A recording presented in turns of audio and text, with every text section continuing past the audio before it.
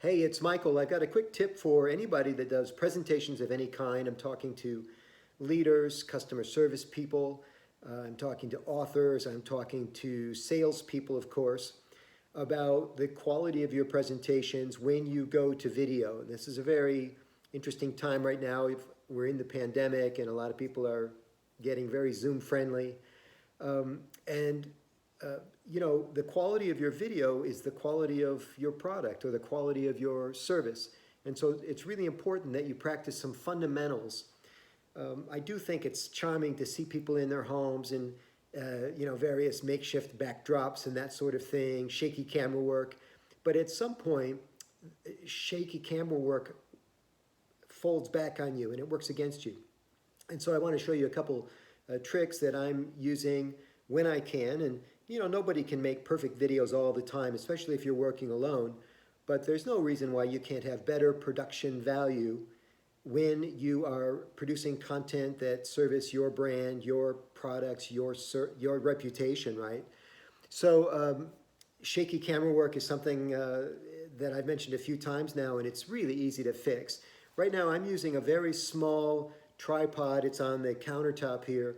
And although I do have to reach over to turn the camera on and off, you get a sense that this is a fairly professional production. It doesn't have wavering camera. The lighting's pretty good. The composition of the frame, what the directors call the frame in director parlance, is pretty good. And the fact is, this little tiny tripod that I'm using now is not particularly useful in the field. It's not useful in exhibit halls. It's not useful in foyers where there are lots of people walking back and forth. And if I'm doing, say, a two-shot interview, two-shot means there are two people in the frame. So I wanted to have a way that I could mount my camera. My iPhone, by the way, your iPhone, your Android, is perhaps the easiest tool that you can use to create fairly professional video. But as soon as you take that nice piece of technology and you hand it to somebody who's been drinking or has early Parkinson's or whatever, and you get it back and it's just got all kinds of shakes and stuff. So you can avoid it by using this tripod, or if you're in a place where the small tripod isn't going to suit you, you want to use this. And this is I'm not endorsing the brand per se, it's Jansite, but this little guy is a mount for your smartphone that you can put on a standard tripod. And when I say standard, I'll unbox it here so you see what's going on. But every camera that's ever been made, every professional camera has a threaded hole in the bottom, an aperture. And they're all the same, they're standard, unlike a lot of features on Androids and iPhones because they come up with their own design, right? So there is no standard threaded aperture on the bottom of my iPhone, nor is there one on the bottom of your Android. But you can get this type of a thing which has that standard hole, and that's the exact screw size that's in the top, or the exact screw that's at the top of every professional tripod out there.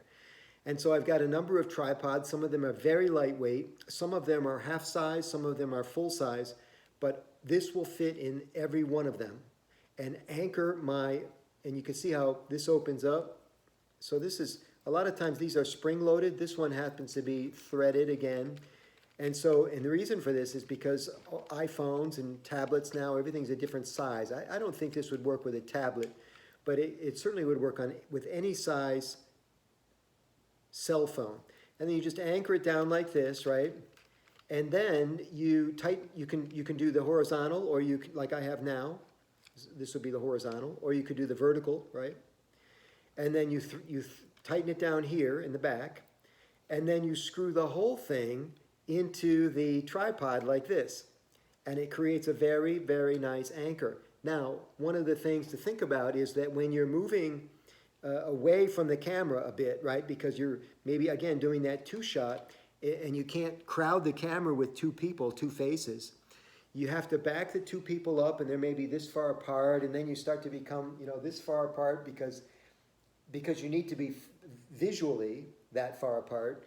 What happens is the farther you get away from the camera, the more the sound denigrates. So at some point you may want to use a headset or even a Y connector, right?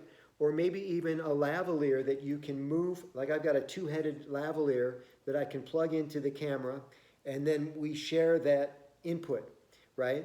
Or you can also do this is a microphone here on this, in a pinch, I can just plug this in and hold it and then share it or move it over here like this, just like it would be a handheld microphone, right? With whoever I am speaking with. And it's just the easiest way in the world to create these kind of production values if you care to. I want to show you one more trick, and this came with my, I ordered it especially for this feature, and that is this little, you're going to get a kick out of this. I know you've seen them. This is a wireless or a Bluetooth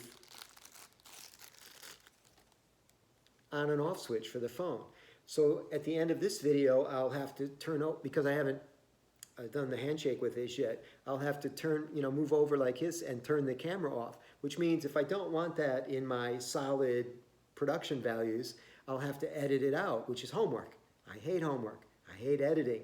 So I'm going to use this in the future. I've had these before, but I always lose them. That's the biggest problem. Fortunately, this one came with a wrist strap, which I will never wear. So you get the phone to do the handshake with this guy, and then I can press this even off camera, right? Watch. Here's the on-off switch. I move it down here, and I can turn the camera on and say hello, and then I can turn the camera off and say goodbye right before I say goodbye, and you'd never even know I was holding it. So these are all tricks that you can use to make yourself look really, really professional on camera. And of course, in the Present Like a Pro online training course, I teach people these techniques because I want you to charge top dollar, the best money you can get to do your talks, right? And people make decisions about how much to pay you based on the quality of your video, just like they make decisions on how to pay you based on the quality of your talk itself. But in the land of COVID, during a pandemic, and by the way, after the pandemic as well, people will be making decisions about how much to pay you for your speaking services based on the quality of your video. So let's get those production values up. If you're interested in joining my free Present Like a Pro group on Facebook, just look it up and join it for ongoing tips on how you can bump up your presentations and amp up your career.